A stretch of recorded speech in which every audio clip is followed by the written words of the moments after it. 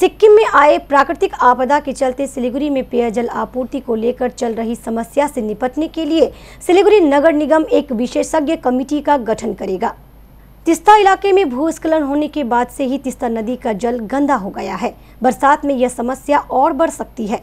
इसके चलते पेयजल की आपूर्ति करने में समस्या हो रही है।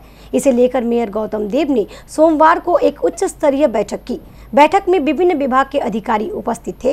बैठक के बाद मेयर गौतम देव ने बताया कि फिलहाल पेयजल की आपूर्ति स्वाभाविक रूप से हो रही है।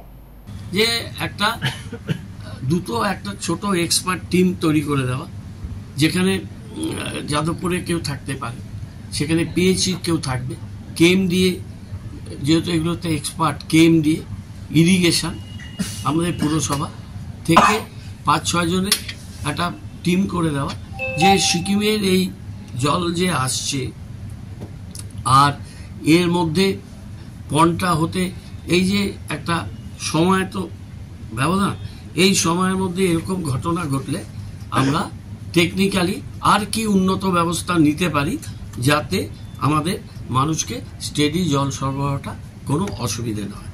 তো সেই এক্সপার্ট কমিটিটা তৈরি করার জন্য ইউডিএমএ-কে আমরা আজকে বা কালকের মধ্যে চিঠি যাবে। আমি নিজে মন্ত্রী বা প্রিন্সিপাল সেক্রেটারির সাথে কথা বলবো।